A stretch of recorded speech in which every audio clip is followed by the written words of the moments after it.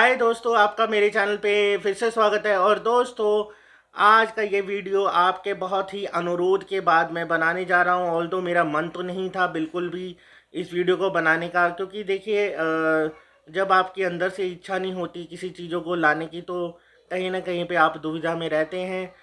But आप लोगों के काफ़ी आग्रह और आपकी रिक्वेस्ट को देखते हुए मैं ये वीडियो फिर लेके आया हूँ। जी हाँ, ये वीडियो होगा रॉयल ग्रीन का जो ड्रॉ हुआ और जो ड्रॉ के अंदर चीज़ें निकल के आई उन्हीं के ऊपर हम चर्चा करेंगे।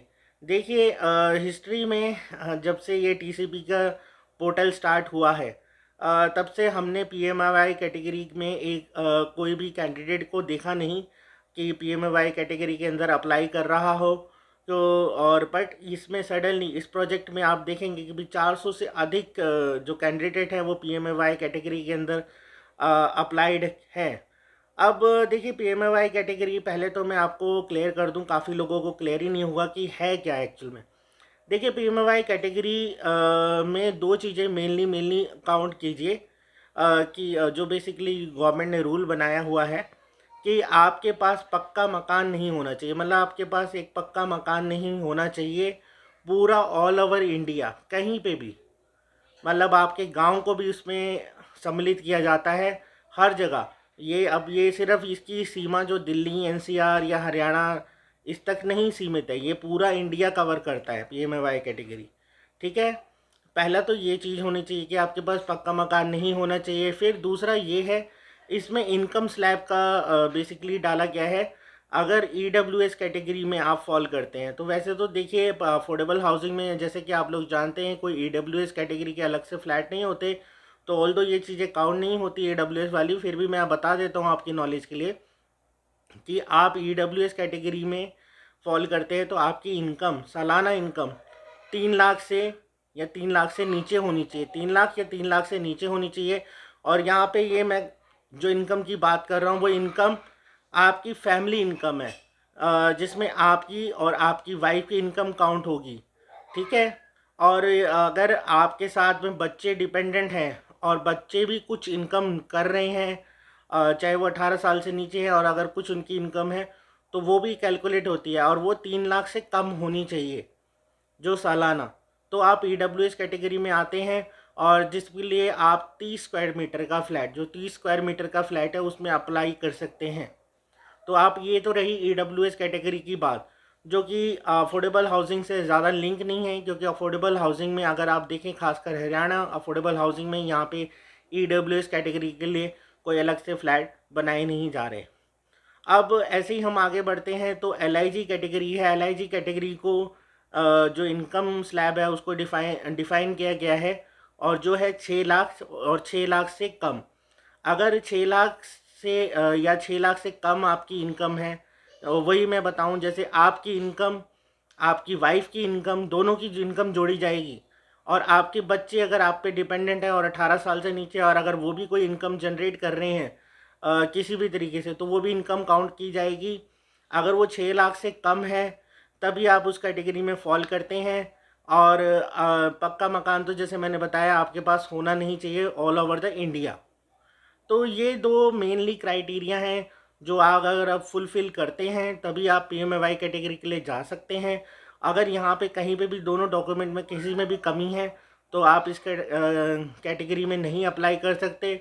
अगर आपने गलती से अप्लाई किया है तो आपको वैसे ही आपका एप्लीकेशन रिजेक्ट कर दिया जाएगा। और अगर आपने डेलिबरेटली अप्लाई किया है, अब यहाँ पे हम देखिए कह नहीं पाएंगे यहाँ पे कि किसने डेलिबरेटली किया है या किसने अनजाने में किया है, ये तो नहीं हम कह सकते। बट अगर आपके डॉक्यूमेंट पूरे नहीं हैं तो आपकी एप्लीकेशन कहीं ना कहीं कैंसिल कर दी जाएगी। पर देखिए वो कैंसिल होगी, और वो जनरल कैटेगरी के जो लोग थे, जो जैसे खासकर प्रायोरिटी 3 के जो लोग थे, उनको मिलेगी नहीं मिलेगी, ये बहुत बड़ा क्वेश्चन मार्क है। तो इसके लिए तो देखिए टीसीपी या एसटीपी डिपार्टमेंट से हमारा अनुरोध है कि पहले इन जो 400 कैंडिडेट हैं, 400 प्लस जो कैंडिडेट हैं खासकर रॉयल ग्रीन के जो पीएमएवाई कैटेगरी के अंदर आए हैं, इन पे गहन जांच हो और इनके डॉक्यूमेंट वेरीफाई किए जाएं, और जहां पे अगर डॉक्यूमेंट में इश्यूज़ लगे तो उनके एप्लीकेशन कैंसिल करें। और मैं तो ये कहूँगा कि देखिए जनरल कैटेगरी को जहाँ अभी 2 2 महीने 3 ढाई महीने से हम फंसे पड़े हैं, जहाँ पे पैसा हमारा फंसा पड़ा है, तो वो थोड़े दिन और लग जाएं और उसकी गहन जांच होके ये क्लियर हो जाए कि जो एक्चुअल में डिज़र्व करता है कैंडिडेट उसी को ही फ्लैट मिले। तो और दोबारा से चाहे इसका रीड्रॉ कराना पड़े, क्योंकि यहाँ पे देखिए बहुत संशय हैं, शुरू से ही ये प्रोजेक्ट संशय में रहा है।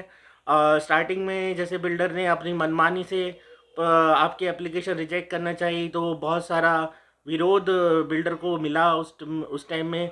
तो समहाउ वो एप्लीकेशन तो आपकी एक्सेप्ट हो गई, बट कोई ना कोई, ये मुझे लग रहा है कि ये तरीका बिल्डर के द्वारा ही निजात किया गया है तरीका, कि इस तरह से हम एप्लीकेशन अप्लाई तो करवा लेते हैं, बाद में डॉक्यूमेंट तो वेरीफाई हो नहीं पाएंगे, क्योंकि काफ़ी लोगों के इस तरह से मतलब आप देखिए नाम दिख रहे हैं उसके अंदर, जो मुझे नहीं लगता है कि इस इनकम स्लैब में कहीं पे फॉल करते होंगे। बाकी वो तो खैर डॉक्यूमेंट ही वेरीफाई कर सकते हैं, तो इसलिए ये डॉक्यूमेंट वेरिफिकेशन बहुत ज़्यादा ज़रूरी हो जाता है यहाँ पे, क्योंकि यहाँ पे अगर आप डॉक्यूमेंट वेरीफाई किए बिना ही इस तरह से लोगों को अलॉटमेंट कर देंगे या उन, तो एक्चुअल में जो डिज़र्विंग कैंडिडेट है उसको तो नहीं चीज़ें मिल पाएंगी। तो इसीलिए गवर्नमेंट से, टीसीपी एसटीपी से अनुरोध है कि इसकी गहन जांच हो, इनके डॉक्यूमेंट्स की वेरीफाई हो, और अगर जो सही पाया जाता है, डॉक्यूमेंट सही पाए जाते हैं, तो ठीक है, उसको फ्लैट मिल गया, कोई हमें उससे कोई प्रॉब्लम नहीं है। बट जो गलत कैंडिडेट अगर निकलते हैं और उन पे जो यूनिट जो कैंसिल होती है, तो वो सिर्फ डिज़र्विंग कैंडिडेट को जा पाए और मार्केट में ये ब्लैक या काला बाजारी वाला धंधा ना हो। तो इसके लिए गवर्नमेंट को ही स्टेप लेने पड़ेंगे, और अगर ऐसे ही स्टेप लेंगे तो आगे जो भी प्रोजेक्ट्स आ रहे हैं, खासकर अफोर्डेबल हाउसिंग में, तो उन पे भी लगाम लगेगी। क्योंकि हमें सुनने में आ रहा है कि रॉयल ग्रीन की तर्ज पर ही बहुत आगे अब जो कुछ अपकमिंग अफोर्डेबल हाउसिंग के प्रोजेक्ट्स हैं उसमें भी हेरा फेरी की जा रही है, स्पेशली 3 BHK, जहाँ पे 3 BHK की डिमांड ज़्यादा होती है। तो वहाँ पे 3 BHK की यूनिट्स हैं पहले से ही मार्केट में ब्लैक कर दी गई हैं। MQ यूनिट तो ठीक है, वो चलता ही था, MQ यूनिट तो आप बिल्डर अपने हिसाब से सेल कर सकता है, बट उसके अलावा भी कुछ यूनिट्स हैं जो मार्केट में जनरल पब्लिक को मिलनी चाहिए, वो भी सेल आउट हो रही हैं। तो ये पूरा एक क्या कहते हैं, मैं कहूँगा सर्कल सा चल रहा है, और इसको देखिए लगाम लगानी चाहिए। अन्यथा मतलब नहीं तो ऐसी गवर्नमेंट स्कीम में फिर लोगों का विश्वास नहीं रह जाएगा, और आगे से लोग हो सकता है कि फिर इस तरह से इन तरह की स्कीमों में अप्लाई करें ही ना, क्योंकि जब उन्हें पता है कि पैसा दे के ही एप्लीकेशन निकलनी है, तो फिर जनरल ड्रॉ में जाने का कोई मतलब बनता नहीं है। तो इसलिए फिर बार बार मैं अनुरोध करूँगा जो भी गवर्नमेंट ऑफिशियल इसमें इन्वॉल्व हैं कि जो ये PMAY कैटेगरी के अंदर जो इसने 400 से ज़्यादा कैंडिडेट आए, इनकी गहन जांच हो, और गहन जांच के होने के बाद अगर कुछ गलत पाए जाते हैं तो जो जनरल कैटेगरी के लोग हैं जिनका पैसा अभी भी रिफ़ंड नहीं हुआ है, एटलीस्ट वो यूनिट दोबारा रीड्रॉ करके उनको दी जाए। तो यही मेरी आप लोगों से गुजारिश है। और बाकी आम जनता है, आप लोग हैं जो वीडियो देख रहे हैं, आप लोगों की क्या राय बनती है, आप अपनी राय भी दे सकते हैं। और अगर आपको लगता है कि वाकई में इस तरह से डॉक्यूमेंट वेरीफाई होने चाहिए और सच्चाई आनी चाहिए सामने, तो आप इस वीडियो को देखिए, लाइक और शेयर जितना ज़्यादा करेंगे, जितना ज़्यादा ये पॉपुलर वीडियो होगा, उतने ही हमारे को रिज़ल्ट मिलने में आसानी होगी। क्योंकि देखिए आपके साथ के बिना कुछ नहीं हो सकता। आप लाइक और शेयर जितना करेंगे, जितने ज़्यादा से ज़्यादा इसमें व्यू आएंगे, जितने ज़्यादा से ज़्यादा कमेंट आएंगे, उतना ही ये वीडियो वायरल होगा और हमारी आवाज़ दूर तक जाएगी।